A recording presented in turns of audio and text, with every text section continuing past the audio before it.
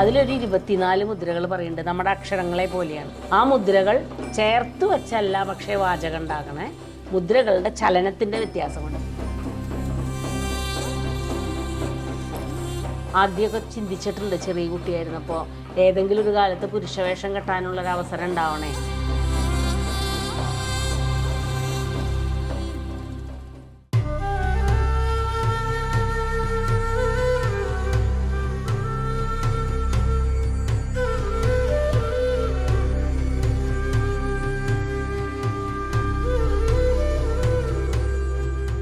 ചാത്തക്കുടം എന്ന് പറയുന്ന ഈ ഗ്രാമത്തിലാണ് ഞാൻ ജനിച്ചതും വളർന്നതും.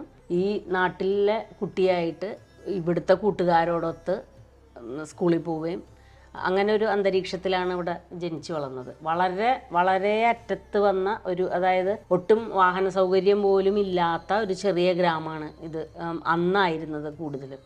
അതുകൊണ്ട് തന്നെ നിരന്തരം നടന്ന് സ്കൂളിലേക്ക് പോവുക, 3-4 കിലോമീറ്ററോളം നടന്ന് സ്കൂളിൽ പോവുക. പിന്നെ ഒരു ഇരിങ്ങാലക്കുടയ്ക്കോ തൃശ്ശൂർക്കോ ഒരു ബസ് കിട്ടണമെങ്കിൽ തന്നെ 2.5 കിലോമീറ്ററോളം നടന്ന് ചെന്നിട്ട് വേണം ബസ് കിട്ടാൻ. അപ്പോൾ പൊതുവേ അങ്ങനെ ഉണ്ടായിരുന്നത് കൊണ്ടുള്ളൊരു ഗുണം എനിക്ക് ഇന്ന് തിരിഞ്ഞു നോക്കുമ്പോൾ തോന്നുന്നത്, അത്രയും ഭാഗത്തുള്ള എല്ലാവരെയും നമുക്ക് പരിചയമുണ്ട് എന്നുള്ളത് ഒരു പ്രധാന സംഗതിയാണ്. ഇപ്പോഴും പലരും കാണുമ്പോൾ ആ കുട്ടിക്കാലത്തെ നമ്മളെ ഓർക്കുന്ന പ്രായമായ ആൾക്കാർ ധാരാളമുണ്ട്. മാത്രമല്ല അച്ഛൻ കുറച്ചും കൂടിയും സാമൂഹ്യപരമായിട്ട് ഇറങ്ങി പ്രവർത്തിച്ചിരുന്ന ആളാണ്. അതുകൊണ്ട് തന്നെ അച്ഛനോടുള്ളൊരു വാത്സല്യം എന്നോട് കുറച്ചും കൂടി കൂടുതലുണ്ട് ആൾക്കാർക്ക്. അപ്പോൾ നാട് ശരിക്കും എനിക്ക് തോന്നണേ നമ്മുടെ കലാപ്രവർത്തനങ്ങളെ ആണെങ്കിലും, മാത്രമല്ല പഠിക്കണ സമയത്ത് ഞാൻ മോശമല്ലായിരുന്നു. സ്കൂളിലും ഒക്കെ ഒന്നാമതായിട്ട് തന്നെ വന്നിരുന്ന ആളാണ്. അപ്പോൾ പഠിക്കണ ഒരു കുട്ടി, അതല്ലെങ്കിൽ കലാപരമായിട്ട് പ്രവർത്തിക്കുന്ന ഒരാൾ എന്നുള്ള നിലയ്ക്ക് പൊതുവേ നാട്ടിലും കുടുംബത്തിലും കുറച്ച് കൂടുതൽ പ്രാധാന്യം കിട്ടിയിരുന്നു. മാത്രമല്ല അച്ഛന് ഒരുപാട് വയസ്സായിട്ടുണ്ടായ മകളാണ് ഞാൻ. അപ്പോൾ അച്ഛനോടുള്ളൊരു ഇഷ്ടം എല്ലാവരുടെയും അത് പൂർണ്ണമായിട്ടും എനിക്ക് അനുഭവിക്കാൻ അവസരം കിട്ടിയിട്ടുണ്ട്. പിന്നെ കോളേജിൽ പഠിച്ചതാണെങ്കിൽ കേരളവർമ്മയാണ്. അപ്പോൾ കേരളവർമ്മയിലാണെങ്കിൽ ഇത്തരം കാര്യങ്ങളെ മുന്നോട്ട് കൊണ്ടുപോകാൻ പറ്റിയ അന്തരീക്ഷമാണ്. ഒരു ബുദ്ധിമുട്ടുമില്ല.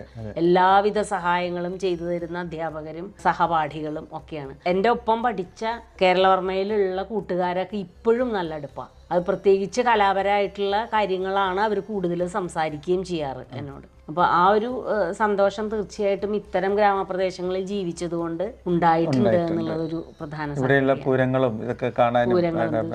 തീർച്ചയായിട്ടും പൂരാഘോഷം എന്ന് പറയുന്നത് പ്രത്യേകിച്ചും പെരുവന മാറാട്ടുപുഴ, ആ പെരുവനം ഗ്രാമത്തിൽ ജീവിക്കുന്ന ആളുകൾക്കൊരു ജീവവായു പോലെയാണ്, യാതൊരു സംശയവുമില്ല.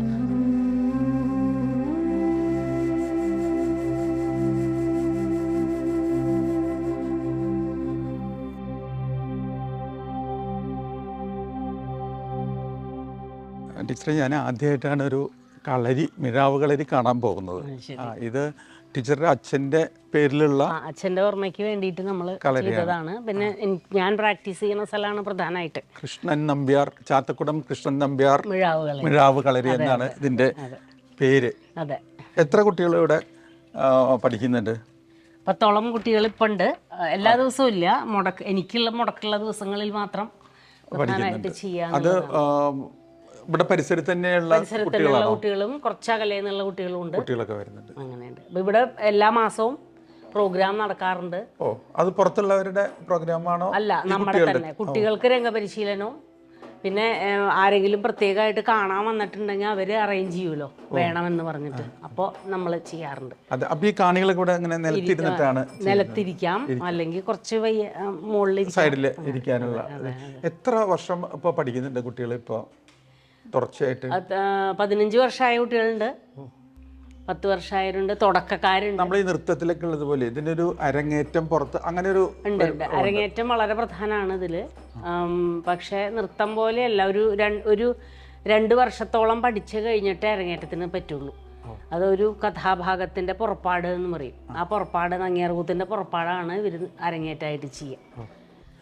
ഇത് പഠിച്ചു തുടങ്ങാൻ ഇത്ര വയസ്സ് മുതൽ അങ്ങനെ എന്തെങ്കിലും? 10 വയസ്സ് എന്നാണ് കണക്ക്. 10 വയസ്സ് മുതൽ ആരംഭിക്കുക. കാരണം കുറച്ച് ബുദ്ധിമുട്ടുള്ള ശരീര ചലനങ്ങളാണല്ലോ. അപ്പോൾ അത് ഈ അമർന്ന് നിന്നുകൊണ്ടുള്ള ഒരു സാധകമാണ് ഏറ്റവും ആദ്യം. ഈ കഥകളിക്കൊക്കെ മെയ് വഴക്കം വരുത്താൻ വേണ്ടിയുള്ള ചില ഉഴിച്ചിൽ അതുപോലെ ഇതിനുണ്ടോ? ഉഴിച്ചിൽ കൂടിയാട്ടത്തിലും ഉണ്ട്. സ്ത്രീകൾക്ക് പണ്ട് ഉണ്ടായിരുന്നില്ല, ഇപ്പൊ കുറേശ്ശെ അതും ആരംഭിച്ചിട്ടുണ്ട്. കഥകളിക്ക് ഇപ്പൊ കലാമണ്ഡലത്തിൽ എനിക്ക് തോന്നുന്നത് പെൺകുട്ടികളെ ഒഴിവാക്കിയിട്ടാണ് ചെയ്യുന്നത്. ആൺകുട്ടികൾക്ക് മാത്രമാണ് ഈ ചവിട്ടി ഒഴിച്ചിൽ ഉള്ളത്, പെൺകുട്ടികൾക്ക് ഇല്ല. അതെ, അതാണ് ഞാൻ നേരത്തെ പറഞ്ഞത്, ആ ഒരു വ്യത്യാസം വേണ്ടാന്ന്. അതെ, ഏത് ഇത്തരം കലകളിലും ഒരു മെയ്വഴക്കം ആവശ്യമാണ്, അതിന്റെ ഭാഗമായിട്ടായിരിക്കും. അതെ അതെ. പിന്നെ ആരോഗ്യം, അതൊരു പ്രധാന സംഗതിയാണ്.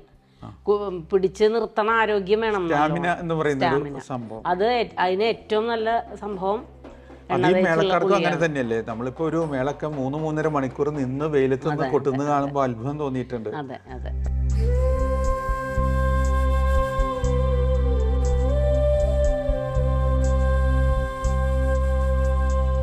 എല്ലാവർക്കും അറിയണമെന്നില്ല എന്താണ് ഈ നങ്ങ്യാർകൂത്തും ചാക്യാർകൂത്തും തമ്മിലുള്ള വ്യത്യാസം. ഇത് തമ്മിലുള്ള ഇതിന്റെ വ്യക്തിത്വം എന്താണെന്ന് എല്ലാവർക്കും അറിയണമെന്നില്ല. കൂത്ത കൂടിയാട്ടം എന്ന് പൊതുവായിട്ട് പറയുന്ന ഒരു ഭാഷയാണ് അതിന്.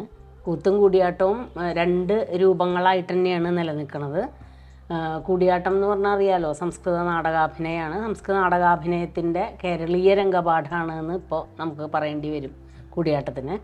കൂടിയാട്ടത്തിൻ്റെ കുടുംബത്തിലുള്ള കൂത്തുകളായിട്ട് നമ്മൾ കണക്കാക്കുന്നത് ചാക്യാർ കൂത്തും നങ്ങ്യാർ കൂത്തുമാണ്.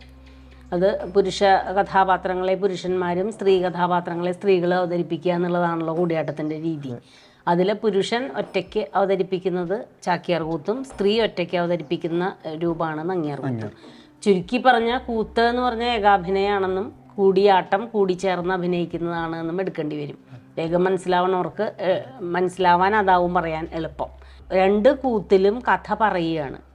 പക്ഷേ ചാക്യാർ കൂത്തിൽ സംസ്കൃത ശ്ലോകം ചൊല്ലി, ഇപ്പോൾ അത് ഏതീന്ന് വേണമെങ്കിൽ എടുക്കാം, ഏത് പുരാണ ഇതിഹാസങ്ങളിലുള്ള സംസ്കൃത ശ്ലോകങ്ങൾ ചൊല്ലിയിട്ട് അതിൻ്റെ അർത്ഥം മലയാള ഭാഷയിൽ വളരെ വിശദമായിട്ട് പറയുന്ന ഒരു രീതിയാണ്. ഹാസ്യദ്യോതകമായിട്ട് പറയാം, സദസ്യരെ കൂടി കഥാപാത്രങ്ങളാക്കി ഉൾപ്പെടുത്തിക്കൊണ്ട് ആനുകാലിക സംഭവങ്ങളെ ചേർത്തുകൊണ്ട് വളരെ വിശദമായിട്ട് പറയണതാണ് ചാക്യാർ കൂത്തിൻ്റെ രീതി. ചാക്യാർ കൂത്തിൽ ഹാസ്യത്തിനല്ല പ്രാധാന്യം, യാതൊരു സംശയവും ഇല്ല ആ കാര്യത്തിൽ. അർത്ഥം പറയുന്നതിലാണ് അതിൻ്റെ ഗാംഭീര്യം ഇരിക്കുന്നത്. അതായത് യുക്തിയുക്തമായിട്ടുള്ള അർത്ഥവ്യുൽപ്പത്തി ഉണ്ടാക്കിക്കൊണ്ടിരിക്കുകയാണ് ചാക്യാർ കൂത്തിൻ്റെ യഥാർത്ഥ ധർമ്മം എന്ന് പറയുന്നത്. അതെ, മേമ്പൊടി മാത്രമാണ്. അതായത് ഒരു കാര്യത്തിനെ കുറച്ചൊരു ഹാസ്യ തോന്നുന്ന രീതിയിൽ അതിനെ അവതരിപ്പിക്കണു എന്നുള്ളത് മാത്രമേ ഉള്ളൂ ചാക്യാർ കൂത്തിൽ. കാരണം കൂടിയാട്ടത്തിൽ വിദൂഷകൻ എന്നൊരു കഥാപാത്രം വരുന്നുണ്ട്. ഈ ചാക്യാർ കൂത്തിലെ വേഷവും കൂടിയാട്ടത്തിലെ വിദൂഷകനും ഒരേ കണ്ടാലും ഒക്കെ വേഷമൊക്കെ ഒരേപോലെയാണ്. ആ വിദൂഷകനാണ് യഥാർത്ഥത്തിൽ നർമ്മം പറയാൻ അവകാശമുള്ള ആൾ. അയാൾ നർമ്മ സജീവന്റെ സ്ഥാനമാണ് രാജാവിൻ്റെ. അപ്പോൾ അയാൾക്കാണ് അതാണ് ശരിക്കുള്ള വിദൂഷകൻ. ഇത് സൂത്രധാരൻ കഥ പറയണ രീതിയിലാണ് ശരിക്കും ചാക്യാർ കൂത്തിൽ വരുന്നത്. ഈ കൂത്ത് പറയാന്ന് പറഞ്ഞ് പലരും ഒരു കോമഡി പറയാനുള്ള അവസരമായിട്ട് പലരും വേദികളിൽ ഉപയോഗിക്കുന്നുണ്ട്. അതെ, ഇന്ന് സമൂഹ മാധ്യമങ്ങളിൽ, പ്രത്യേകിച്ച് നവമാധ്യമങ്ങളിൽ വളരെ മോശമായിട്ടുള്ള രീതിയിൽ കൂത്തിനെ ചിത്രീകരിക്കുന്നത് കണ്ടിട്ടുണ്ട്. കാരണം ഏതോ ഒരു കാലത്തുണ്ടായിരുന്ന ഒരു ഭാഷ പറയുകയാണ് എന്നുള്ള രീതിയിൽ കുറേ നീട്ടിയിട്ടും കുറുക്കിയിട്ടും കുറേ വാക്കുകൾ ഉപയോഗിക്കുക, ശുദ്ധ മലയാളവും മലയാള പദങ്ങൾ ഉപയോഗിക്കാതെ മറ്റുള്ളത് കൂട്ടിക്കലർത്തിക്കൊണ്ട് പറയുക. ഇങ്ങനെയുള്ള കുറേ ഒരുപക്ഷെ ആനുകാലിക സംഭവങ്ങളെ ഇതിലേക്ക് പറയാൻ എളുപ്പമാണ് ഈ ഒരു രീതിയിലേക്ക് ധരിച്ചിട്ട് ആയിരിക്കാം ഒരു പക്ഷേ അങ്ങനെ അവതരിപ്പിക്കുന്നുണ്ടാവുക. അത് പക്ഷേ കലാരൂപത്തിൻ്റെ, കൂത്ത് എന്ന പൗരാണിക കലാരൂപത്തിൻ്റെ, അതിൻ്റെ ഒരു സംസ്കാരത്തിൻ്റെ, അതിൻ്റെ ഒരു മൂല്യത്തിന് ധാരാളം കോട്ടം സംഭവിക്കുന്നുണ്ട്. ഇനി നങ്ങ്യാർ കൂത്ത് എന്ന് പറയുമ്പോൾ ഞാൻ നേരത്തെ സൂചിപ്പിച്ച പോലെ കഥാവിവരണം തന്നെയാണ് അതിൽ നടക്കുന്നത്. പക്ഷേ വാചികമായിട്ടല്ല, അഭിനയത്തിലൂടെയാണ്. കൈമുദ്രകളും മുഖാഭിനയവുമാണ് പ്രധാനം. മറ്റൊരു പ്രത്യേകത, കൃഷ്ണകഥകൾ മാത്രമാണ് നങ്ങ്യാർ കൂത്തിൽ അവതരിപ്പിക്കുക എന്നുള്ളതാണ്. മറ്റേതിൽ ഏത് കഥ വേണമെങ്കിൽ ആവാം, സംസ്കൃത ശ്ലോകങ്ങൾ ഉദ്ധരിച്ച് അർത്ഥം പറയുകയാണല്ലോ. നങ്ങ്യാർ കൂത്തിൽ ശ്രീകൃഷ്ണ കഥകളാണ് അടിസ്ഥാനപരമായിട്ട് നങ്ങ്യാർ കൂത്തായിട്ട് നമ്മൾ പറയുന്നത്. കൃഷ്ണകഥകളാണ് അവതരിപ്പിക്കുക. അതാണ് പ്രധാനമായിട്ടുള്ള വ്യത്യാസം. 1-2 മുദ്രകളൊന്ന് വിശദീകരിക്കാം. നമ്മളുടെ കേരളീയ കലകൾ എന്ന് വിശേഷിപ്പിക്കണ കൂടിയാട്ടം, കഥകളി, മോഹിനിയാട്ടം, കൃഷ്ണനാട്ടം, ക്ലാസിക്കൽ കലകൾ എന്ന് പറയുമ്പോൾ കുറച്ച് അത് 4 പറയുക. ഈ 4 കലകൾക്കും അടിസ്ഥാനമായിട്ടുള്ള മുദ്രകൾ എന്ന് പറയുന്നത് ഹസ്തലക്ഷണ ദീപിക എന്ന് പറയുന്ന ഒരു ഗ്രന്ഥത്തിൽ നിന്ന് എടുത്തിട്ടുള്ളതാണ്. ഹസ്തലക്ഷണ ദീപികയാണ് കേരളീയ കലകളുടെ മുദ്രാഭിനയത്തിന് അടിസ്ഥാനമായിട്ടുള്ളത്. അതിലൊരു 24 മുദ്രകൾ പറയുന്നുണ്ട്. നമ്മുടെ അക്ഷരങ്ങളെ പോലെയാണ്. ആ മുദ്രകൾ ചേർത്ത് വെച്ചല്ല പക്ഷേ വാചകം ഉണ്ടാക്കണേ, മുദ്രകളുടെ ചലനത്തിൻ്റെ വ്യത്യാസം കൊണ്ട്. ഇപ്പോൾ ഉദാഹരണത്തിന് പതാക എന്നുള്ളതാണ് ഇതിൽ ആദ്യത്തെ മുദ്ര. പക്ഷേ ഈ പതാക ഇങ്ങനെ ചെയ്ത ഇത് ആനയാണ്, ഇങ്ങനെയാണെങ്കിൽ ഇത് സിംഹമാണ്. അത് മുഖഭാവത്തിൻ്റെ വ്യത്യാസം കൊണ്ടും സന്ദർഭത്തിനനുസരിച്ചും കഥയ്ക്കനുസരിച്ചുമാണ് അത് മനസ്സിലാക്കുക ആളുകൾ എന്താണ് കാണിക്കുന്നത് എന്നുള്ളത്. പക്ഷേ കൈമുദ്രകൾ എന്ന് പറയുന്നത് കേരളീയ കലകൾക്ക് മാത്രമല്ല, ഭാരതീയ കലകൾക്കൊക്കെ വളരെ പ്രാധാന്യമുള്ളൊരു സംഗതിയാണ്. എനിക്ക് തോന്നുന്നത് നമ്മുടെ ഇന്ത്യൻ സംസ്കാരത്തിൻ്റെ ഒരു പ്രതീകവും കൂടിയാണ് ഈ മുദ്രകൾ. കാരണം നമ്മൾ കൈ വെച്ച വർത്തമാനം പറയാം. അതെ, നമ്മൾ ഇത്തിരി നേരം സംസാരിക്കുകയാണെങ്കിൽ കൈ ഉപയോഗിച്ചിട്ടാണ് വർത്തമാനം പറയുക. ഈ നമ്മളുടെ ഇവിടെ നിലവിലുണ്ടായിരുന്ന നമ്മളുടെ ഒരു സംസ്കാരം, നമ്മളുടെ ഒരു ഭാഷാ രീതി, നമ്മളുടെ അതിൻ്റെ ഒരു അവതരണ രീതിയൊക്കെ കുറേയും കൂടെ സ്റ്റൈലൈസ്ഡ് ആക്കിയിട്ട് ഓരോ തരത്തിൽ കൃത്യമായ നിയമങ്ങളോടുകൂടി ചിട്ടപ്പെടുത്തിയതായിരിക്കും ഇന്ത്യയിലെ എല്ലാ കലകളുടെയും മുദ്ര അഭിനയം എന്നാണ് എനിക്ക് തോന്നിയിട്ടുള്ളത്. അതിൽ കൂടിയാട്ടത്തിലെ മുദ്രകളിലേക്ക് വരുമ്പോൾ കുറേയും കൂടി വിശദമായിട്ട് പൂർണ്ണ ഭാഷയായിട്ട് തന്നെയാണ് കൂടിയാട്ടത്തിലെ മുദ്രാഭിനയം വരിക. ടീച്ചർ ചില ആട്ടപ്രകാരങ്ങൾ പുറത്തേക്ക് കൊണ്ടുവന്നിട്ടുണ്ട്. അധികം പേരും അവതരിപ്പിക്കാത്ത കുറച്ച് സങ്കീർണമാണെന്ന് തോന്നുന്നു. എന്തായിരുന്നു അതുകൊണ്ട് ഉദ്ദേശിച്ചത്? സ്ത്രീ എന്നുള്ള ഒരു സംഗതി തന്നെയാണ് അതിൽ മുന്നിട്ട് നിൽക്കണേ. കാരണം സ്ത്രീക്കും ഒരുപോലെ രംഗപ്രാധാന്യം ഉണ്ടായിരുന്ന ഒരു കലാരൂപമാണല്ലോ കൂടിയാട്ടം. 2000 വർഷങ്ങൾക്ക് മുമ്പ് തന്നെ സ്ത്രീകൾക്കും രംഗപ്രവേശം ഉണ്ടായിരുന്ന കലാരൂപമാണ്. അപ്പോൾ സ്ത്രീക്കും തത്തുല്യമായൊരു പങ്ക് ഇതിലുണ്ടായിരുന്നു എന്നുള്ളതിന് യാതൊരു സംശയവുമില്ല. പക്ഷേ ഇത് രൂപീകരിച്ച് വന്ന കാലഘട്ടത്തിൽ ഒരു പക്ഷേ അതുണ്ടായിരിക്കാം. പിന്നീട് ഇത് ക്ഷേത്രങ്ങൾക്കകത്ത് സംരക്ഷിക്കപ്പെട്ട ഒരു 1000ഓളം വർഷങ്ങൾക്ക് ശേഷം ഇതിൽ നിന്ന് ഇത്തരം പ്രാധാന്യങ്ങളൊക്കെ ഇല്ലാതെയാവുകയും സമൂഹത്തിൽ വന്ന മാറ്റങ്ങൾക്കനുസരിച്ച് സ്ത്രീകൾക്ക് ഒട്ടും പ്രാധാന്യമില്ലാതെ ഇതിൽ നിന്ന് മാറ്റുകയോ ചെയ്തതായിരിക്കാം സംഭവിച്ചിട്ടുണ്ടാവുക. അത് 20-ാം നൂറ്റാണ്ടിൻ്റെ പകുതിയൊക്കെ ആയപ്പോഴേക്കും കൂടിയാട്ടം പൊതുവേയും അതിൽ തന്നെ സ്ത്രീ കഥാപാത്രങ്ങൾ തീരെയും ഇല്ലാതെയാവുകയാണ് ചെയ്യണത്. പിന്നെ ഞാനൊക്കെ ഇതിലേക്ക് പഠിക്കാൻ വരുന്നത് 80കളിലാണ്. 80ൽ വരുമ്പോൾ വെറും 2 കഥാപാത്രങ്ങൾ മാത്രമാണ് സ്ത്രീകൾ അരങ്ങിൽ അവതരിപ്പിക്കാനുള്ളത്, ബാക്കിയൊന്നുമില്ല. പക്ഷേ ഇതര കലാരൂപങ്ങളിൽ നിന്ന് വ്യത്യസ്തമായിട്ട് സ്ത്രീ കൂടി അരങ്ങത്തിരുന്ന് താളം പിടിച്ചുകൊണ്ടാണ് കൂടിയാട്ടത്തിന് അതെ അവതരണ രീതി. അപ്പോൾ സ്ത്രീക്ക് പ്രാധാന്യമുണ്ട്, സ്ത്രീ ഇതിലെ പങ്കാളിയുമാണ്. പക്ഷെ ഒന്നും ചെയ്യാനില്ല അരങ്ങത്ത്. എന്നാൽ പഠിപ്പിക്കാൻ പുതിയ കാലഘട്ടത്തിൽ തുടങ്ങിയപ്പോൾ പുരുഷ കഥാപാത്രങ്ങളെ പോലെ തന്നെ അതേ നിഷ്കർഷയോടുകൂടി അതേ അധ്വാനത്തോടുകൂടി ഞങ്ങളെ പഠിപ്പിക്കാൻ തുടങ്ങി. പക്ഷേ ഞങ്ങൾക്ക് അരങ്ങത്തൊന്നും ചെയ്യാനില്ല. ആകെ 2 വേഷങ്ങളേ ഉള്ളൂ, അതിലധികം അഭിനയിക്കാനുള്ളതുമല്ല. ഇത് ഈ അരങ്ങത്തിരുന്ന് താളം പിടിക്കുമ്പോൾ സ്വാഭാവികമായിട്ട് നമ്മളിതിങ്ങനെ കാണുകയാണ്. പുരുഷ കഥാപാത്രങ്ങളുടെ ഉദ്ധതമായിട്ടുള്ള അരങ്ങുകളും വ്യക്തമായി ഉച്ചരിക്കുന്ന സംസ്കൃതവും അതിഗംഭീരമായിട്ടുള്ള രംഗങ്ങളും കാണുമ്പോൾ സ്വാഭാവികമായിട്ട് നമുക്ക് മനസ്സിലുണ്ടാവുന്ന ഒരു വേദനയുണ്ട്. ഞാൻ ആദ്യമൊക്കെ ചിന്തിച്ചിട്ടുണ്ട് ചെറിയ കുട്ടിയായിരുന്നപ്പോൾ, ഏതെങ്കിലും ഒരു കാലത്ത് പുരുഷവേഷം കെട്ടാനുള്ളൊരവസരം ഉണ്ടാവണേ. കാരണം നമുക്കൊന്നുമില്ല അരങ്ങത്ത് ചെയ്യാൻ. അല്ലെങ്കിൽ ക്ഷേത്രങ്ങൾക്കകത്ത് നിന്ന് ഇത് പുറത്തു വന്ന പോലെ പരിപൂർണ സമ്മതം, സ്ത്രീകളും പുരുഷവേഷം കെട്ടിക്കോട്ടെ എന്നുള്ളൊരു നിയമം ഇതിലുണ്ടാവണേ എന്നൊക്കെ പ്രാർത്ഥിച്ചിട്ടുണ്ട്. പക്ഷേ അതിൻ്റെ ചില സാങ്കേതിക പ്രശ്നങ്ങൾ കൊണ്ട് അത് ഇല്ലാതിരിക്കുകയും നമ്മളും പഠിച്ചു കഴിഞ്ഞ് പതുക്കെ നങ്ങ്യാർകൂത്തിനെ കുറിച്ചുള്ള ഒരു അറിവ് നമ്മുടെ ഉള്ളിലേക്ക് എത്തുകയും അതിനെ റിവൈവ് ചെയ്യുക എന്നുള്ളൊരു പ്രക്രിയ ആദ്യം ആരംഭിക്കുകയും ചെയ്തു. അപ്പോൾ ഈ നങ്ങ്യാർകൂത്ത് ശ്രീകൃഷ്ണചരിതമാണ്. 30-35 ദിവസങ്ങളോളം നീണ്ടു നിൽക്കുന്ന അവതരണമാണ്. ഏതാണ്ട് 75ഓളം മണിക്കൂർ അവതരിപ്പിക്കേണ്ട കഥാഭാഗമാണ്. ഇത് മുഴുവൻ പഠിച്ചു കഴിഞ്ഞ് അരങ്ങത്ത് തുടർച്ചയായിട്ടും അല്ലാതെ ഒറ്റ അരങ്ങുകളായിട്ടും ചെയ്തപ്പോഴാണ് ഞങ്ങളെ പോലുള്ള സ്ത്രീകൾക്ക് കൂടിയാട്ട അരങ്ങിൽ ഒരു ഉറച്ച നിലനിൽപ്പുണ്ടാവുന്നത്. അപ്പോൾ നങ്ങ്യാർകൂത്തിൻ്റെ റിവൈവൽ തന്നെയാണ് കൂടിയാട്ടത്തിലെ സ്ത്രീകൾക്ക് ഒരു പുതിയ ദിശാബോധം ഉണ്ടാക്കി കൊണ്ടുവന്നത്. എനിക്ക് തോന്നുന്നത് ഉഷാ നങ്ങ്യാർ എന്ന ഒരു ആർട്ടിസ്റ്റിനെ അടയാളപ്പെടുത്തുന്നത് തന്നെ അങ്ങനെയായിരിക്കും. ഭാവി കാലം അങ്ങനെ അടയാളപ്പെടുത്തുന്നതാണ് വിചാരിക്കുന്നത്. കാരണം നങ്ങ്യാർകൂത്ത് പഠിച്ചു പെർഫോം ചെയ്തു എന്നതിനേക്കാൾ കൂടുതലായിട്ട് അതിൽ സ്ത്രീകൾക്കുള്ള ഒരു ഇടം കണ്ടെത്തി അത് ഉയർത്തിക്കൊണ്ടുവന്നു എന്നുള്ളത് സാമൂഹികമായൊരു മാറ്റം കൂടിയാണ്, അതിൻ്റെ ഒരു ഭാഗമാണ്. ടീച്ചർ പഠിച്ചത് ഏകദേശം ഒരു ഗുരുകുല സമ്പ്രദായം പോലെ വളരെ റിച്ചായ ഒരു ഗുരുമുഖത്തു നിന്നാണ് ഇത് പഠിച്ചത്. അത് നൽകിയ ഒരു ഉൾക്കരുത്ത് അത് എങ്ങനെയായിരുന്നു? ഞാൻ പരമ്പരാഗതമായ നമ്പ്യാർ കുടുംബത്തിലെ അംഗമാണ്. അതുകൊണ്ട് തന്നെ ആയിരിക്കും ഒരു പക്ഷേ ഇത് പഠിക്കാൻ ആരംഭിച്ചിട്ടുണ്ടാവുക. അച്ഛൻ മിഴാവ് വായിച്ചിരുന്ന ആളാണ്. അപ്പം അച്ഛൻ്റെ ആഗ്രഹപ്രകാരം ഇരിങ്ങാലക്കുട അമ്മന്നൂർ ഗുരുകുലത്തിലാണ് എന്നെ കൂടിയാട്ടം പഠിപ്പിക്കാൻ വിട്ടത്.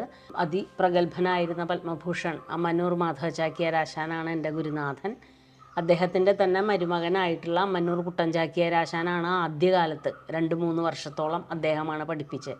അപ്പോൾ അമ്മന്നൂർ കുട്ടൻ ചാക്യാരും അമ്മന്നൂർ മാധവ ചാക്യാരുമാണ് എൻ്റെ ഗുരുക്കന്മാർ. ഇരിങ്ങാലക്കുട അമ്മന്നൂർ ചാച്ചു ചാക്യാർ സ്മാരക ഗുരുകുലത്തിലാണ് ഞാനിത് അഭ്യസിച്ചത്. ഇങ്ങനെ ഒരു നേർശിഷ്യയായിട്ട് വരിക എന്ന് പറയുന്നത് വലിയൊരു ഭാഗ്യമാണ്, വലിയൊരു അവസരമാണ്. തീർച്ചയായിട്ടും. മാത്രമല്ല, ഞാൻ എപ്പോഴും ഗുരുനാഥനെ കുറിച്ച് ആലോചിക്കുമ്പോൾ വിചാരിക്കാറുള്ളത്, കൂത്തിനും കൂടിയാട്ടത്തിനും ക്ഷേത്രത്തിൽ നിന്നും പുറത്തിറങ്ങിയിട്ട് വളരെ പെട്ടെന്നൊരു ഖ്യാതി ഉണ്ടായ കാലത്ത് അദ്ദേഹത്തിൻ്റെ കീഴിൽ ശിഷ്യപ്പെടാൻ കഴിഞ്ഞത് ഏറ്റവും വലിയൊരു ഭാഗ്യമാണ് എനിക്ക്. കാരണം ഇദ്ദേഹത്തിൻ്റെ കഴിവുകളെ, അദ്ദേഹത്തിൻ്റെ അഭിനയശേഷിയെ ലോകം അറിഞ്ഞു തുടങ്ങുന്ന ഒരു കാലമാണ്. അദ്ദേഹം തീർച്ചയായിട്ടും അത് ഇഷ്ടപ്പെട്ടിരുന്നു, ആഘോഷിക്കാൻ ഇഷ്ടപ്പെട്ടിരുന്നു ആളുകളുടെ ആസ്വാദനത്തിനെ. അപ്പോൾ ആ സമയത്ത് അദ്ദേഹത്തിൻ്റെ പഴയകാല അറിവുകളെയും കാഴ്ചപ്പാടുകളെയും ചിന്തകളെയൊക്കെ നിരന്തരം ഷെയർ ചെയ്യുമായിരുന്നു, പങ്കുവയ്ക്കുമായിരുന്നു നമ്മളോട്. പ്രത്യേകിച്ചും എനിക്ക് തോന്നുന്ന പെൺകുട്ടി ആയതുകൊണ്ട് കുറച്ചും കൂടി വാത്സല്യം കൂടുതലുണ്ടായിരുന്നു. പിന്നെ 17 വർഷക്കാലം ഞാൻ ഗുരുകുലത്തിലുണ്ടായി. അതിൻ്റെ കൂടെ എൻ്റെ കോളേജ് സ്കൂൾ വിദ്യാഭ്യാസമൊക്കെ തുടർന്നു. പക്ഷേ 17 വർഷം ഗുരുനാഥൻ്റെ കൂടെ തന്നെ, അതിൽ 7 വർഷം അദ്ദേഹത്തിൻ്റെ കുടുംബത്തിൽ തന്നെ താമസിച്ച് അഭ്യസിക്കുകയുണ്ടായി. അപ്പോൾ ധാരാളം സമയം ഗുരുനാഥനോടൊപ്പം ചെലവഴിക്കാനും അദ്ദേഹത്തിൻ്റെ പൂർവ്വകാല കാര്യങ്ങൾ മനസ്സിലാക്കാനൊക്കെ സാധിച്ചിട്ടുണ്ട്. അപ്പോൾ ഒരു കലയെ ആഴത്തിലറിയാനും കഥാപാത്രങ്ങളെ എങ്ങനെ കാണണമെന്നും മാത്രമല്ല, പകർന്നാട്ടവും മനോധർമ്മവുമാണ് കൂടിയാട്ടം പോലുള്ള കലകളുടെ ഏറ്റവും മർമ്മമായിട്ടുള്ള ഒരു സംഗതി എന്ന് പറയുന്നത്.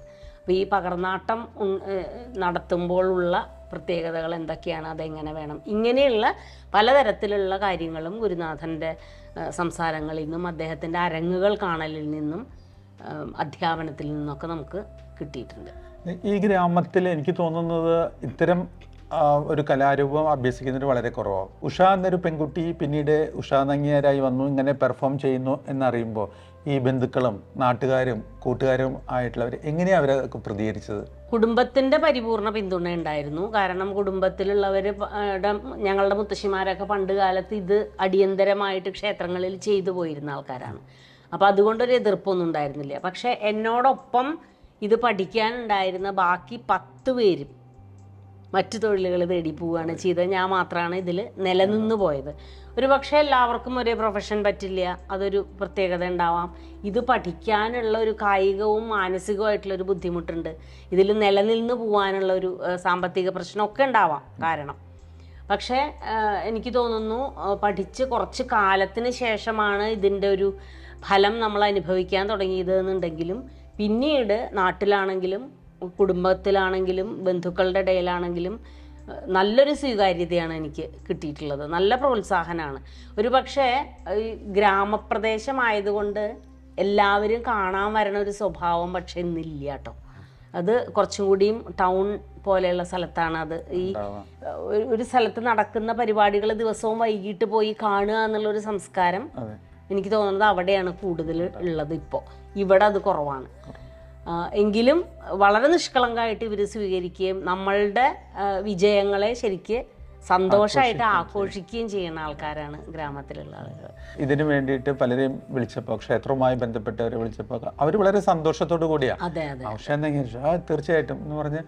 അപ്പോൾ ഈ ഗ്രാമം ശരിക്കും ഉഷാ നങ്ങിയാർ എന്ന ഒരു ആർട്ടിസ്റ്റിനെ ഏറ്റെടുത്തിട്ടുണ്ടെന്ന് തന്നെയാണ് എനിക്ക് തോന്നുന്നത്. അതൊരു അഡ്രസ്സായിട്ട് അവരുടെ സ്നേഹം വലിയൊരു കാര്യം തന്നെയാണ്.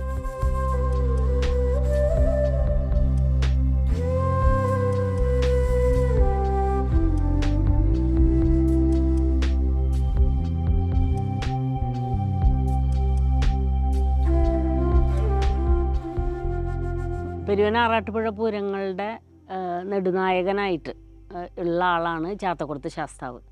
ആ അമ്പലമാണ് ഇപ്പോൾ നമ്മൾ കണ്ടത്. ശാസ്താവാണ് എല്ലാ പൂരങ്ങൾക്കും പ്രധാനമായിട്ട് നായകസ്ഥാനത്ത് നിൽക്കുന്ന ആൾ. അപ്പോൾ ഞങ്ങളെ സംബന്ധിച്ച് കുട്ടിക്കാലത്ത് പ്രത്യേകിച്ചും വലിയ അഭിമാനമാണ് അതൊക്കെ പറയണതും അതൊക്കെ ആഘോഷിക്കണതൊക്കെ. കാരണം ശാസ്താവ് ചെന്ന് പറഞ്ഞിട്ട് വേണം ഇത്രയും പ്രസിദ്ധമായിട്ടുള്ള ആറാട്ടുപുഴ പൂരം തുടങ്ങാൻ.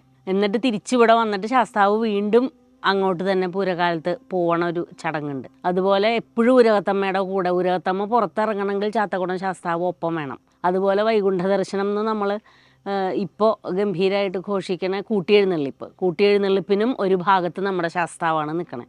അങ്ങനെ ശാസ്താവിൻ്റെ 7 ദിവസത്തെ പൂരച്ചടങ്ങുകൾ നോക്കുമ്പോൾ ഒരുപാട് അനുഷ്ഠാന ചടങ്ങുകൾ ശാസ്താവിന് നടത്തേണ്ടതുണ്ട്, കുറേ ആചാരങ്ങൾ പാലിക്കേണ്ടതുണ്ട്. അപ്പം അത് എന്തൊക്കെയാണെന്ന് അറിയാനും അതിൻ്റെ പിന്നാലെ പോവാനും ഒക്കെ കുട്ടിക്കാലത്ത് തന്നെ എന്തോ ഒരു ഇഷ്ടം കൂടുതലായിരുന്നു. മാത്രമല്ല എൻ്റെ അച്ഛൻ അതായത് മിഴാവ് കൊട്ടിയിരുന്ന ആളാണ് അച്ഛൻ. അപ്പോൾ അച്ഛന് താളത്തിനെ കുറിച്ച് നല്ല ബോധമുണ്ട്. അതുകൊണ്ട് തന്നെ മേളങ്ങൾ വരുന്ന സമയത്ത് അതിനെക്കുറിച്ചൊക്കെ പറഞ്ഞു തരാൻ അച്ഛൻ ചെറുപ്പം മുതലേ തന്നെ ശ്രമിച്ചിട്ടുണ്ടായിരുന്നു. പൂരകാലം വരുമ്പോഴേക്കും പഞ്ചാരി എന്ന് പറഞ്ഞാൽ ഇത്ര മാത്രയിൽ കൊട്ടണതാണ്, ഒരു കാലത്തിൽ ഇന്നതാണ് ഉണ്ടാവുക എന്ന് ഈ കാലപ്രമാണങ്ങളും അതിൻ്റെ താളപ്രമാണമൊക്കെ അച്ഛൻ വിശദമായിട്ട് പറഞ്ഞു തരാറുണ്ട്.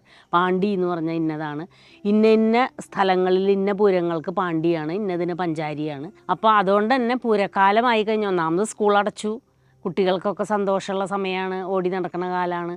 അപ്പോൾ സ്കൂൾ അടച്ച ശേഷം ഞങ്ങൾക്കൊക്കെ അന്ന് ആഘോഷിക്കാനുണ്ടായിരുന്ന ഒരു പ്രധാന സംഗതി എന്ന് പറയുന്നത് നമ്മളുടെ പൂരാഘോഷമാണ്.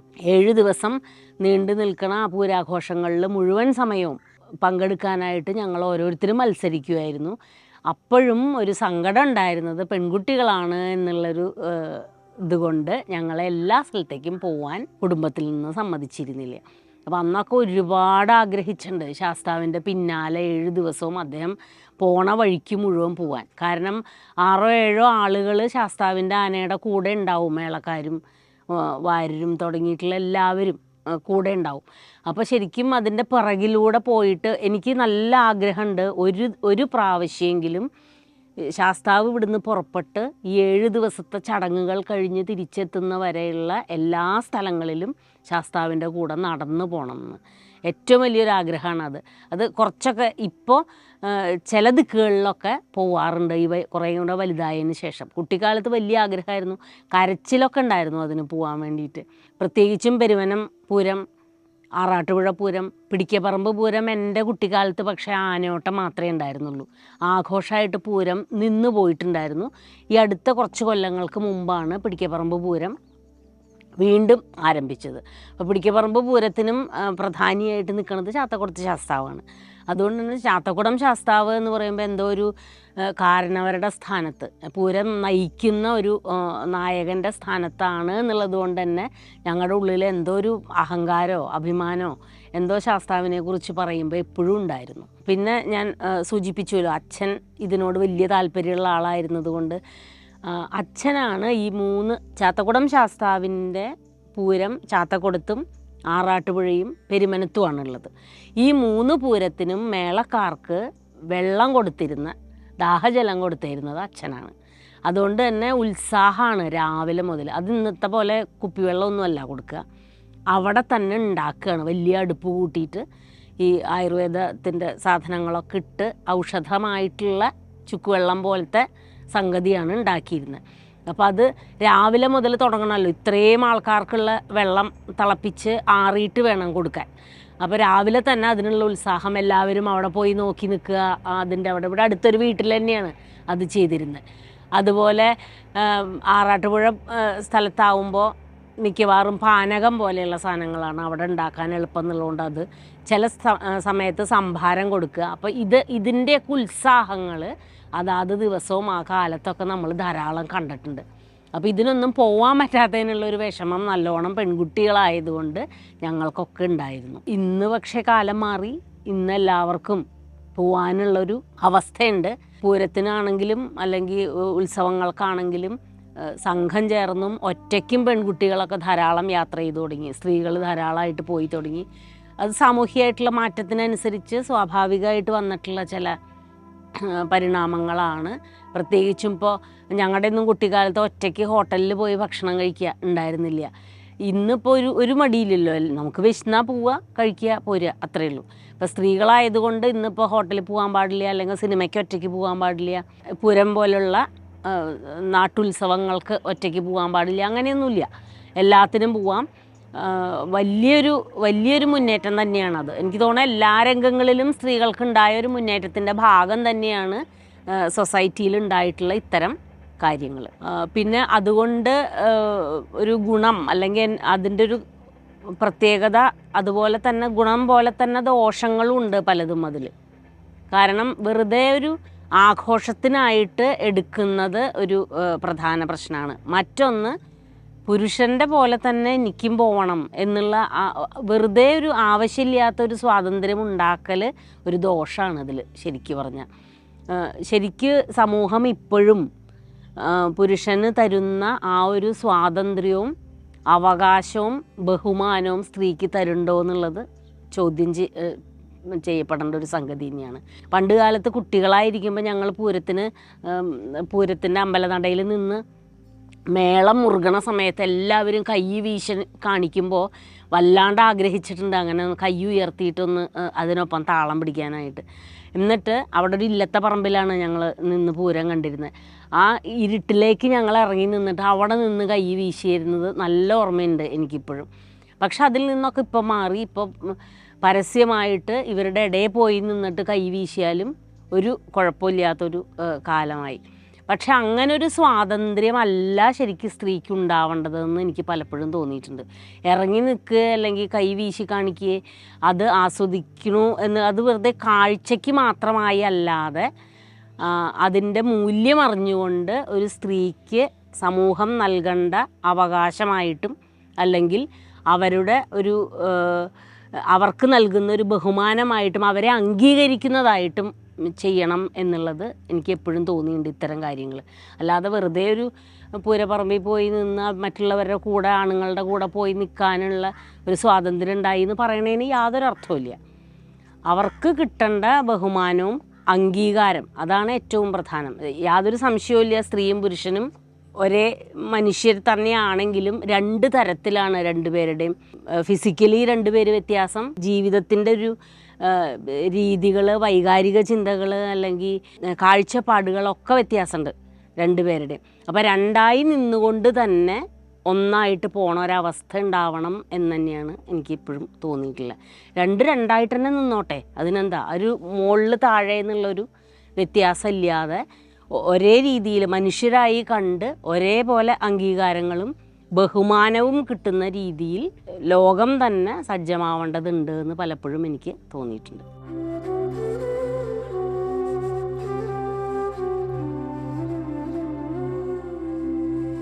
ടീച്ചറെ, ഈ നങ്ങ്യാർകൂത്ത് അവതരിപ്പിക്കുമ്പോൾ മിഴാവ് അതിൻ്റെ പിന്നിലാണ് ഇരിക്കുന്നത്.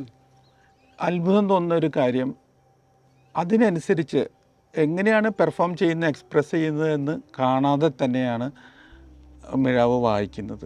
ഇത് രണ്ടും തമ്മിലുള്ള ഒരു കോർഡിനേഷൻ എങ്ങനെയാണ് സാധിക്കുന്നത്? ശരിക്കും രണ്ടും രണ്ട് സ്ഥലത്ത് തന്നെയാണ് പഠിക്കണത്. വേഷം ഒരു സ്ഥലത്ത് ഒറ്റയ്ക്ക് പഠിക്കും, മിഴാവ് വേറെ സ്ഥലത്ത് ഒറ്റയ്ക്ക് പഠിക്കും. ഇവ രണ്ടും കൂടെ ഒരുമിച്ച് വന്നിട്ടാണ് പിന്നെ നമ്മൾ പെർഫോം ചെയ്യണതല്ലോ. അപ്പോൾ ശരിക്കും പറഞ്ഞാൽ എനിക്ക് തോന്നണേ ഈ അഭിനയത്തിന് കൂടുതൽ പ്രാധാന്യം കൊടുത്ത് മുഖാഭിനയത്തിൽ മാത്രം കേന്ദ്രീകരിച്ച് പോകുന്ന ഒരു കലാരൂപമാണ് നങ്ങ്യാർകൂത്ത് അല്ലെങ്കിൽ കൂടിയാട്ടം എന്ന് പറയുന്നത്. അപ്പം നേരെ പിറകിലാണ് വാദ്യത്തിൻ്റെ സ്ഥാനം എന്നും പറഞ്ഞു. അത് ഒരുമിച്ച് കൂടി കുറേ കാലം പ്രവർത്തിച്ച് കഴിയുമ്പോൾ സ്വാഭാവികമായിട്ട് ഉണ്ടാവണ ഒരു പ്രത്യേകതയായിരിക്കും എന്നാണ് എനിക്കത് തോന്നുന്നത്. സിങ്കാവുന്നത്. അപ്പോൾ പുതിയൊരു ആർട്ടിസ്റ്റാണ്, പുതിയ ഒരാളാണ് ഈ മിഴാവ് വായിക്കാൻ വരുന്നെങ്കിൽ തെറ്റിപ്പോവോ? തെറ്റലില്ല, പക്ഷെ പഴയൊരു സുഖം കിട്ടില്ല ചിലപ്പോൾ കേൾക്കുമ്പോൾ. തെറ്റില്ലല്ലോ, കാരണം ക്ലാസിക്കൽ ഫോം ആയതുകൊണ്ട് അതിന് കൃത്യമായ ഒരു ചിട്ട വേണമെന്ന് നിർബന്ധമാണ്. അപ്പോൾ ആ ചിട്ടയിൽ നിന്നുകൊണ്ട് തന്നെയാണ് നമ്മൾ അവതരിപ്പിക്കുന്നതായാലും കൊട്ടണതായാലും. അപ്പോൾ അതൊരു എന്താ പറയുക, എനിക്ക് തോന്നിയിട്ടുള്ളത് പൊതുവെ ഒരു പിറകിൽ ഇങ്ങനെ ഒരു ബാക്ക്ഗ്രൗണ്ട് കൊടുക്കുക എന്നുള്ളതാണ് ആ ഒരു രീതിയിൽ മാത്രമായിട്ട് മാറും. നേരെ മറിച്ച് കൂടെ ഒരുപാട് കാലം പരിചയിച്ച ആൾക്കാരാണെങ്കിൽ അതൊരു ചിത്രം മാറിയിട്ട് ഒരു ശില്പത്തിൻ്റെ രൂപത്തിലേക്ക് ഈ പെർഫോമൻസുകൾ മാറും എന്നാണ് പലപ്പോഴും തോന്നിയിട്ടുള്ളത്. അതായത് സൂക്ഷ്മത കുറച്ചും കൂടിയും അവർക്ക് മനസ്സിലാവും. സൂക്ഷ്മമായിട്ട് പോവാനും സന്ദർഭത്തിൻ്റെ ഗൗരവം എന്താണെന്നറിയാനും അതിൽ ഈ ആർട്ടിസ്റ്റ് എങ്ങനെയാണ് അതിനെ കാണിക്കുക എന്നുള്ളതും കുറച്ച് കൂടുതൽ അവർക്ക് മനസ്സിലാവും. പിന്നെ നല്ലൊരു വാദകൻ ഉള്ളിൽ നല്ലൊരു ആക്ടർ ആവണം, എന്നാൽ തന്നെ കൂടിയാട്ടം പോലെയുള്ള ഇതിൽ കൂടുതലും പോരുള്ളൂ. ആക്ടറും ഉള്ളിൽ നല്ലോണം താളബോധമുള്ള ആൾക്കാരാണെങ്കിൽ കൂടുതൽ എളുപ്പമായി.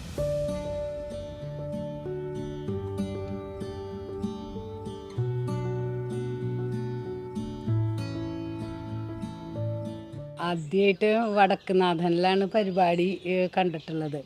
ഈ അരങ്ങത്തിരിക്കാൻ നങ്ങ്യാരമ്മമാരെന്നെ വേണമെന്നുണ്ടായിരുന്നല്ലോ. അന്ന് പെട്ടെന്ന് അവിടെ വന്നിരുന്ന നങ്ങ്യാരമ്മയ്ക്ക് വരാൻ പറ്റിയില്ല. അന്ന് ഞാനാണ് നങ്ങ്യാരമ്മയായിട്ട് ഇരിക്കേണ്ടായി. കുറേ കാലം മുമ്പല്ലേ? എത്ര കാലമായി? ഒരു 35 കൊല്ലം മുമ്പത്തെ കാര്യാട്ടോ. നങ്ങ്യാർകൂത്ത് ഒരു പ്രചാരത്തിൽ വരണ സമയമായിരുന്നു. അപ്പോൾ വടക്കുനാഥനിലാണ് ആദ്യം നങ്ങ്യാർകൂത്ത് തുടർച്ചയായിട്ട് ചെയ്യണ ഒരു അവസരം ഉണ്ടായത് ഞങ്ങൾക്കൊക്കെ പഠിച്ചു തുടങ്ങിയതിന് ശേഷം. എല്ലാ വർഷവും ഉണ്ടായിരുന്നു. വടക്കുനാഥനിൽ അതിനുള്ളൊരു അവസരം കിട്ടിയത് ഏറ്റവും വലിയ ഭാഗ്യമാണല്ലോ എനിക്ക്. നങ്ങ്യാർകൂത്തിൻ്റെ രംഗത്തുണ്ടായത്, ഉറച്ചു നിൽക്കാൻ പറ്റിയത് പ്രധാനമായിട്ടും അത് തന്നെയാണ്. എന്തായാലും കണ്ട ഓർമ്മ ഇപ്പോഴും ഉണ്ട് എന്നുള്ളത് വളരെ സന്തോഷം. അന്ന് ഇന്നത്തെ പോലെ കാറും ബസ്സും ഒന്നും സമയത്തിനില്ല, അതില്ല. അപ്പം നമ്മൾ ഇത് കഴിഞ്ഞിട്ട് പൂച്ചിനിപ്പാടത്തുനിന്ന് അന്ന് അച്ഛനും ആണ് ഇതിൻ്റെ എല്ലാത്തിൻ്റെയും ഓരോ കഥകളൊക്കെ പറഞ്ഞ് പൂച്ചിനിപ്പാടത്തുനിന്ന് ഇവിടം വരെ നടക്കും. അതൊക്കെ ഇപ്പോഴും 35-36 കൊല്ലം മുമ്പത്തെ കാര്യമാണ്. അല്ല, അന്ന് സ്കൂളിൽ പോകുമ്പോഴും നടന്നിട്ടാ പോയിരുന്നേ. സ്കൂളിൽ പോകുമ്പോഴും തിരിച്ചു വരുമ്പോഴൊന്നും ബസ്സില്ല. ഒരു നേരം ഉണ്ട് ബസ്, തോന്നുന്നു തിരിച്ചു പോകാൻ ബസ്സില്ല. സ്കൂളിലേക്ക് ഒരു പീരീഡ് നേരത്തേക്ക് വിടുമ്പോൾ നടക്കാൻ ഭയങ്കര മോഹം, നടന്ന് ഇങ്ങോട്ട് എത്താൻ വേണ്ടിയിട്ട്. അല്ല, അന്ന് പക്ഷെ എനിക്ക് തോന്നണതേ സംഘമായിട്ട് കുട്ടികളുണ്ടായിരുന്നു. ഇന്നത്തെ പോലെ അങ്ങനെയല്ലല്ലോ. കുറേ പേര് കൂട്ടുകൂടി വർത്തമാനം പറഞ്ഞ് കളിച്ച് അങ്ങനെ തന്നെയാണ് വന്നിരുന്നത് അന്നൊക്കെ. കുടുംബത്തെ കുട്ടികളും ഉണ്ട്, അല്ലാതെ പുറമേന്നുള്ള കൂട്ടുകാരും ഉണ്ട്. ആ നടക്കാനുള്ള ഇഷ്ടവും ഇതൊക്കെ ആയിട്ട്. ഞാൻ ഉഷയുടെ പെർഫോമൻസ് ആദ്യമായിട്ട് ബൈ ചാൻസ് ബോംബെയിൽ വെച്ചിട്ടാണ് കണ്ടത്. അതെനിക്ക് ഓർമ്മയുണ്ട്. അന്ന് ഞാൻ ഉഷ നങ്ങ്യാരാണെന്ന് പറഞ്ഞിട്ടല്ല, ഞാൻ ഇങ്ങോട്ട് കല്യാണം കഴിഞ്ഞ് ഇവിടെ എത്തുമെന്ന് പറഞ്ഞിട്ടില്ല. പക്ഷേ അന്ന് കണ്ടു, ഇഷ്ടപ്പെട്ടു. ഞങ്ങളെല്ലാവരും വീട്ടുകാരെല്ലാവരും കൂടെ പോയി കണ്ടതാണ്.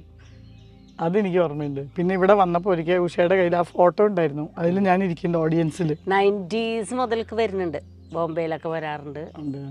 80കൾക്ക് ശേഷമാണ് നങ്ങ്യാർകൂത്ത് ഇങ്ങനെ റിവൈവ് ആവണേ.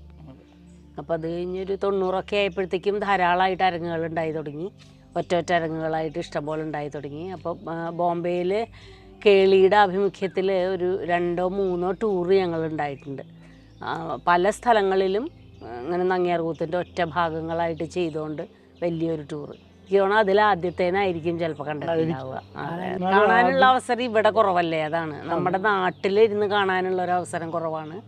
പുറത്ത് പരിപാടികൾ ഉണ്ടാകുമ്പോൾ അങ്ങനെ എല്ലാവർക്കും എപ്പോഴും എത്തിപ്പെട്ടോളണമെന്നില്ല. അപ്പോൾ അതാണ് കാണാൻ കുറച്ചും കൂടി ഒരു അവസരം കുറയണത് പലപ്പോഴും ഇവിടെയുള്ള ആൾക്കാർക്ക്. ഒരു ഗ്രാമത്തിൽ താമസിക്കുന്ന ആൾക്കാരുടെ ഒരു അധികം യാത്ര പറ്റില്ല ചില സമയത്ത്, അങ്ങനെയൊക്കെ ആയിരിക്കും. പിന്നെ മറ്റ് പ്രാരാബ്ദങ്ങളും ഒക്കെ കൊണ്ട് പലപ്പോഴും പറ്റാറില്ല. പക്ഷെ നമ്മൾ അറിയണ ആൾക്കാരുടെ ആകുമ്പോൾ നമുക്ക് കാണാനുള്ള താല്പര്യവും കൂടുതൽ. എന്നാലും പറ്റുമ്പോഴൊക്കെ എല്ലാവരും അതെ കൂടാറുണ്ട്, അത് എൻജോയ് ചെയ്യുകയും ചെയ്യും. ആ 3 മണിക്കൂറൊന്നും അറിയില്ല പോണത്. ചില നല്ല അഭിപ്രായങ്ങളൊക്കെ പറയാറുണ്ട് കേട്ടോ. ചിലപ്പോൾ ചില നിർദ്ദേശങ്ങളൊക്കെ പതിവുണ്ട് ചിലത് കാണുമ്പോൾ. നമ്മൾ ആലോചിച്ചിട്ടുണ്ടാവില്ല ചിലപ്പോൾ അങ്ങനെ. പക്ഷെ അത് നല്ല കാര്യമാണ് ശരിക്കും. ഞങ്ങളെ സംബന്ധിച്ച്, ഇപ്പോൾ കലാകാരന്മാരെ സംബന്ധിച്ച് കാണുന്ന ആളുകൾ പറയുന്ന അഭിപ്രായങ്ങളും അവരുടെ നിർദ്ദേശങ്ങളൊക്കെ ഒരുപാട് വിലപ്പെട്ടതാണ്. ദിവസം വരാറില്ലേ അമ്പലത്തിലേക്ക്? പറ്റുന്ന ദിവസമൊക്കെ, എന്നൊന്നും ഉറപ്പ് പറയാൻ പറ്റില്ല. എന്നാലും വന്നു കഴിഞ്ഞാൽ ഒരു പ്രത്യേകത തന്നെയാണ്. ചെറുപ്പത്തിലെ കുറച്ചുകൂടി എന്താ പറയുക, ചിട്ടയ്ക്കും ഇതിനൊക്കെ പ്രാധാന്യം ഉണ്ടായിരുന്നോണ്ട്. പക്ഷേ ചെറുപ്പത്തിൽ നമ്മൾ വന്നിരുന്ന ഇന്നത്തെ പോലെ ഭക്തി എന്ന് വിചാരിച്ചിട്ടല്ല. കൂട്ടുകാരെ കാണാനും അമ്പലത്തിൻ്റെ ഇവിടെ ഇല്ലേ, ഇവിടെ എല്ലാവരും കൂടി ഓടിക്കളിക്കൽ, അതൊക്കെയാണ് പരിപാടി. അമ്പലക്കുളത്തിൽ പോയി കുളിക്കൽ, അവിടെ കുറേ നേരം നീന്തൽ, പിന്നെ വീട്ടിൽ നിന്ന് അന്വേഷിച്ചൊക്കെ തുടങ്ങിയാൽ 8-10 പേരുണ്ടാവും ഒരുമിച്ച്. അങ്ങനെയാണ് എല്ലാവരും കൂടിയിട്ടാണ് വരിക. നേരം വൈകിയ അതിന് അന്വേഷണം അതൊക്കെ ഉണ്ടായിരുന്നു. പൂരക്കാലം വരുമ്പോഴാണ് ഗംഭീരായിട്ടുള്ള എല്ലാ വീടുകളിലും സന്തോഷം. നിർബന്ധമാണ് കാരണവന്മാർക്ക് വൈകുന്നേരം 2 നേരം അമ്പലത്തിൽ പോകണം, അത് കഴിഞ്ഞ് സന്ധ്യക്ക് നാമം ചെല്ലണം. ഇന്നിപ്പോ അതൊക്കെ പോയി. ഇപ്പൊ കുട്ടികൾക്ക് അമ്പലത്തിൽ പോകണം നിർബന്ധമൊന്നുമില്ല. എനിക്ക് തോന്നുന്നു ജീവിതത്തിനൊരു ചിട്ട ഉണ്ടാവാനാവും പണ്ടുള്ളവർ അങ്ങനെ നിർദ്ദേശിച്ചിരുന്നത്. ഇതൊക്കെ ആവശ്യമാണ് ശരിക്കും. കേരളത്തിന്റെ ഒരു സംസ്കാരമല്ലേ ഇത്. രാവിലത്തെ കുളി, അമ്പലത്തിൽ പോക്ക്, അപ്പോൾ ഒരു നടപ്പായി ശരിക്ക്. പിന്നെ വളരെ ശാന്തമായിട്ടുള്ള അന്തരീക്ഷത്തിൽ കുറച്ച് സമയം സൈലന്റ് ആയിട്ട്. ശരിക്കും പറഞ്ഞാൽ ഇതൊക്കെ വേണ്ടാന്ന് വെച്ചപ്പോഴാണ് നാടിന്റെ അവസ്ഥ മാറിയതും. എനിക്ക് തോന്നുന്നു നാട്ടിലുള്ള ആളുകളെയൊക്കെ കാണാനുള്ള ഒരു സ്ഥലമായിരുന്നു അമ്പലത്തിന്റെ പരിസരം. ചെറിയ ഗ്രാമമായതുകൊണ്ട് ഈ അമ്പലത്തിൽ വരുന്ന ആൾക്കാർ എല്ലാവരും വരുമ്പോൾ എല്ലാവരെയും കാണാനും പരസ്പരം ബന്ധം പുതുക്കാനൊക്കെ ഏറ്റവും നല്ലൊരു സ്ഥലമായിരുന്നു. പണ്ട് നമ്മൾ കുളത്തിൽ കുളിക്കാനൊക്കെ വരുമ്പോൾ എത്ര നേരം എല്ലാവരും കൂടി നീന്തിയൊക്കെ കഴിഞ്ഞ് പിന്നെ അമ്പലത്തിൽ വന്ന് അവിടെ കുറേ നേരം ഓടിപ്രാന്തി കളിക്കല്, ഞൊണ്ടിപ്രാന്തി എന്നൊക്കെയാണ് പറയുക അന്നത്തെ കാലത്ത്. ആ തരം കളികളൊക്കെ കളിച്ച് എപ്പോഴെങ്കിലുമാണ് വീട്ടിലൊക്കെ എത്തുക. അല്ല, അതൊക്കെ നല്ലൊരു വ്യായാമം കൂടിയല്ലായിരുന്നു ശരിക്ക്. ഇരുട്ടാവുമ്പോൾ ചീത്ത പറയും പെൺകുട്ടികൾ ആയാലും ആൺകുട്ടികളായാലും ഒരു സമയത്തിന് വീട്ടിൽ ചെല്ലണ്ടേ. അത് ചെല്ലാണ്ട് കാണുമ്പോൾ ചീത്ത പറയുന്ന പേടിച്ച് ഓടിപ്പോവും. പിന്നെ അതേപോലെ ഇങ്ങനെ അതെ കുറേ പേരുണ്ട്, അത് വേറൊരു രസം. പിന്നെ അന്ന് വെച്ചാൽ ഒരു വീടിനും വേലിയില്ല, മതിലില്ല, ഒന്നുമില്ല. എവിടെ വേണമെങ്കിൽ ഏത് സമയത്ത് വേണമെങ്കിലും കയറി ചെല്ലാം. സ്വാതന്ത്ര്യം. അവരുടെ അടുക്കളയിൽ എന്ത് ഭക്ഷണമാണോ വച്ചേക്കണേ പിന്നെ എനിക്ക് അതൊക്കെ നമുക്ക് കഴിക്കുകയും ചെയ്യാം. അപ്പുറം ഇപ്പുറമുള്ള കുട്ടികളെ തമ്മിൽ വേർതിരിവ് ഉണ്ടായിരുന്നില്ലല്ലോ. അതെ അതെ. അതായത് മറ്റുള്ളവരുടെ കുട്ടികൾ എന്തെങ്കിലും തെറ്റ് ചെയ്താൽ ഇവർക്ക് ശിക്ഷിക്കാൻ അധികാരമുണ്ട്, പറഞ്ഞ് തിരുത്താൻ അധികാരമുണ്ട്. ഇന്നിപ്പോ അതൊന്നും നടക്കില്ല. ഇന്നത്തെ കാലത്ത് ശിക്ഷ പാടുകയില്ലല്ലോ. പ്രധാനമായിരുന്നു. രക്ഷിതാക്കൾക്കോ അധ്യാപകർക്കോ ആർക്കും ശിക്ഷിക്കാനുള്ള അവകാശമില്ല, രക്ഷിക്കാനേ ഉള്ളൂ. അല്ലേ, അതാണ് വ്യത്യാസം. ഇന്നിപ്പോ സ്കൂളുകളിലെ കുട്ടികളെ ഒന്നും പറയാൻ പാടില്ല. ഇപ്പൊ കറക്റ്റ് സമയത്തിന് വന്നില്ലെങ്കിലൊക്കെ രക്ഷിതാക്കൾക്ക് പേടി. പക്ഷെ അന്നത്തെ കാലത്ത് ഈ പേടി ഉണ്ടായിരുന്നില്ല. പെട്ടെന്നാണ് കാലൊക്കെ മാറിപ്പോയി അല്ലേ. 10-15 കൊല്ലത്ത് ഇങ്ങനെയൊന്നും വേണമെന്നില്ല. അവര് ലോകം മാറിയില്ലേ. അല്ല, പിള്ളേര് അവനവന്റെ അടുത്ത കൂട്ടുകാരോട് മിണ്ടും. ഇപ്പൊ ബസ് സ്റ്റോപ്പിൽ വരെ ഒരു മിനിറ്റ് നിൽക്കുകയാണെങ്കിൽ അവര്, നമ്മളാണെങ്കിൽ എല്ലാം ഒന്ന് കാണാനൊരു മോഹം. ഇവര് ആ നേരം മൊബൈല് നോക്കി നിൽക്കും. അടുത്തിരിക്കുന്ന ആളോട് മിണ്ടുന്നില്ല. ഒരു പ്രയോജനം നമ്മൾ എന്തെങ്കിലും തിരിച്ച് കിട്ടുന്ന കണ്ടിട്ടല്ലോ, നമ്മൾ എൻജോയ് ചെയ്തിരുന്നു അല്ലേ അതൊക്കെ. പക്ഷെ ഇപ്പൊ പിള്ളേർക്ക് അത് എന്താ ഇത് ചെയ്തില്ലെങ്കിൽ ഇപ്പൊ എന്താ കുഴപ്പം എന്നാണ് ചോദ്യം. അവിടെയാണ് നമ്മുടെ സംസ്കാരം പോണത്. അല്ല, എനിക്ക് തോന്നുന്നു രക്ഷിതാക്കളും കുറച്ച് അതിന് കാരണക്കാരല്ലേ അങ്ങനെ ആയിത്തീരാൻ. കുറെയൊക്കെ കുറച്ചല്ല, കുറച്ച് ലോകത്തിന്റെ തന്നെ മുഴുവനായിട്ടുള്ള മാറ്റം അവർക്കും കിട്ടാതെ വരില്ലല്ലോ. അത് പിന്നെ പഠനമാർഗങ്ങളൊക്കെ ഈ ഫോണിൽ കൂടെയും കമ്പ്യൂട്ടറിൽ കൂടെ ആകുമ്പോൾ ആ ഒരു ശീലം വന്നു. TV കാണുക എന്നുള്ളൊരു ശീലം വന്നു.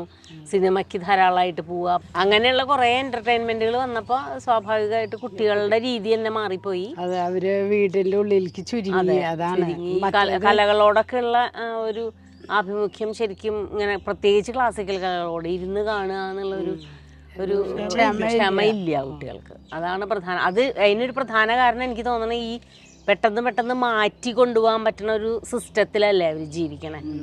ഫോണാണെങ്കിലും ഒക്കെ, TV ആണെങ്കിലും റിമോട്ട് ഉണ്ട്. അപ്പൊ ഇഷ്ടമില്ലാത്തതാണെങ്കിൽ മാറ്റി പോവാം.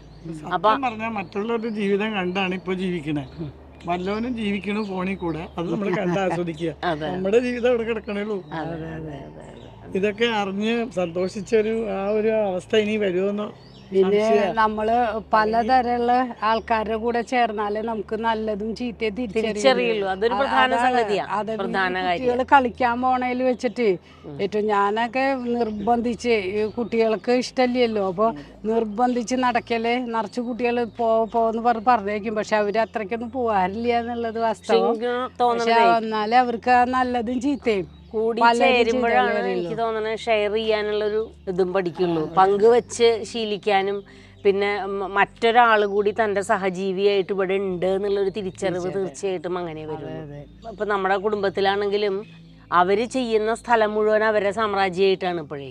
അപ്പം അല്ല, ഇവിടെ വേറെ ആൾക്കാർ ജീവിക്കുന്നുണ്ട്. അത് സമൂഹത്തിലും വേറെ ആൾക്കാർ ജീവിക്കുന്നുണ്ട് നമ്മുടെ കൂടെ എന്നുള്ളൊരു ഉറച്ച ബോധം അവർക്ക് ഉണ്ടാവണം. അതില്ലാത്ത രീതിയിലാണ് ഇപ്പോഴത്തെ. അത് അവരിലേക്ക് തന്നെ ചുരുങ്ങണോണ്ടാണല്ലോ കൂടുതലും അങ്ങനെ സംഭവിക്കണേ. നമ്മുടെ കുട്ടിക്കാലത്തൊക്കെ അത്ര ഉണ്ടായിരുന്നില്ല. നമുക്ക് ഈ വിനോദത്തിനുള്ള ഇങ്ങനത്തെ കാഴ്ച ആയിട്ട്, അതായത് നമ്മൾ മാറിയിരുന്ന് കാണുന്ന കുറേ സാധനങ്ങൾ നമ്മുടെ മുമ്പിൽ ഉണ്ടായിരുന്നില്ല. നമ്മൾ ജീവിക്കണ ഈ ലോകത്തിനെ തന്നെയാണ് കൂടുതലും കണ്ടിരുന്നത്. അല്ല, എനിക്ക് അടുത്തൊരു തലമുറ ഇതൊക്കെ കൊണ്ട് നടക്കും തോന്നുന്നുണ്ടോ ഇങ്ങനെ? അതൊക്കെ കഷ്ടി അല്ല, ലോകം മാറി തുടങ്ങിയല്ലോ നല്ലോണം. അപ്പം അതിനനുസരിച്ചുള്ള മാറ്റങ്ങൾ തീർച്ചയായിട്ടും അവരിലും ഉണ്ടാവണം. ഇല്ലെങ്കിൽ അവർ ഈ ലോകത്ത് ജീവിക്കാൻ പറ്റാത്തൊരവസ്ഥ വരും. പക്ഷേ മൂല്യങ്ങൾ കളയാണ്ട് അതിനോടുള്ളൊരു ഇഷ്ടം ചോരാണ്ട് കുട്ടികളുടെ ഉള്ളിൽ നിന്ന് നോക്കിയാൽ ഒരു പക്ഷേ കുറേയും കൂടിയും അവരുടെ സന്തോഷത്തിൽ ജീവിക്കാൻ പറ്റും തന്നെയാണ് എനിക്ക് തോന്നുന്നത്. എന്തായാലും പഴയ കാലം തിരിച്ചു വരില്ല. ഉള്ളത് പോകാതെ നോക്കാം. അതെ അതെ, അത്രയാണ് ആവശ്യം. മിഴാവ് കളരിയിൽ നമ്മൾ കാണാൻ വരാറില്ലേ? എന്ത് ഇതുണ്ടെങ്കിലും ഇത് നമുക്ക് തൊട്ടടുത്തുമാണ്. കുട്ടികളെയും കൊണ്ടുവന്ന് അവരിപ്പോ നല്ലോണം തുടർച്ചയായിട്ട് നടക്കുന്ന സമയത്താണ് തോന്നുന്നു അല്ലേ? തുടർച്ചയായിട്ട് നടന്നിരുന്ന കാലത്താണ് എല്ലാം. ഉഷയുടെ പരിപാടി എന്ന് പറഞ്ഞാൽ ഞങ്ങൾ അപ്പത്തും അവിടെ കൊട്ട് പഠിച്ച കുട്ടികള്, ഇവിടെ നങ്ങേർകൂത്ത് പഠിച്ച പിള്ളേര് ഒക്കെ, അത് കാരണം അവർക്ക് മനസ്സിലാകും. ഞങ്ങളുടെ മക്കള് അരങ്ങേറ്റം കഴിഞ്ഞതാണല്ലോ. മിഴാവിൽ അരങ്ങേറ്റം കഴിഞ്ഞു, ഇവിടെ നങ്ങേർകൂത്തിലും അരങ്ങേറ്റം വരെ എത്തിച്ചു. പിന്നെ ഇല്ല. അല്ല, നാട്ടിലെ കുട്ടികളെ ഇതെന്താണെന്ന് മനസ്സിലാക്കി കൊടുക്കാൻ പറ്റണത് വലിയൊരു കാര്യമാണ്. ഒന്നുമില്ലെങ്കിലും കുറച്ച് കാലം കഴിഞ്ഞാലും അവരുടെ മനസ്സിൽ അതിനെക്കുറിച്ചുള്ള ഒരു ഓർമ്മ നിൽക്കും. എപ്പോഴെങ്കിലുമൊക്കെ അതിന്റെ ഓർമ്മകൾ വരാണ്ടിരിക്കില്ല ജീവിതത്തിൽ. അവർക്ക് അതിനോട് കണ്ട് ഇഷ്ടമായിട്ടാണ്. അതെ, ഇപ്പൊ പ്രൊഫഷനായിട്ട് കൊണ്ടുപോകാൻ എല്ലാവർക്കും പറ്റിക്കൊള്ളുന്നില്ലല്ലോ. പഠിക്കുന്ന കാലത്ത് പഠിക്കുകയും പിന്നെ അതിന്റെ കാര്യങ്ങൾ അവരുടെ മനസ്സിൽ കിടക്കണ്ടെങ്കിൽ തീർച്ചയായിട്ടും അത് പിന്നീട് ഉപകാരമാവും, സംശയമൊന്നുമില്ല. കാണാൻ ആൾക്കാരുണ്ടാവുക എന്നുള്ളത് തന്നെയാണ് കലയുടെ ഒരു വളർച്ചയ്ക്ക് ഏറ്റവും പ്രധാന സംഗതി. കുട്ടികൾ താല്പര്യമായിട്ട് പഠിക്കാനൊക്കെ വരുന്നുണ്ട്, പക്ഷെ നിലനിൽക്കണില്ല എന്നുള്ളതൊരു പ്രധാന പ്രശ്നമാണ്. അതൊരു പക്ഷേ ഇതൊരു ജീവിത മാർഗ്ഗമാക്കിയിട്ട് എടുക്കാൻ പറ്റായ്മ ഉണ്ടാവാം. കലാരൂപത്തിൻ്റെ ഒരു ക്ലിഷ്ടത ഉണ്ടാവും. മറ്റ് നൃത്തരൂപങ്ങൾ പോലെ പെട്ടെന്ന് ഒരു ഫലം കാണുന്ന കലാരൂപമല്ലല്ലോ കൂടിയാട്ടം, നങ്ങ്യാർകൂത്തൊന്നും.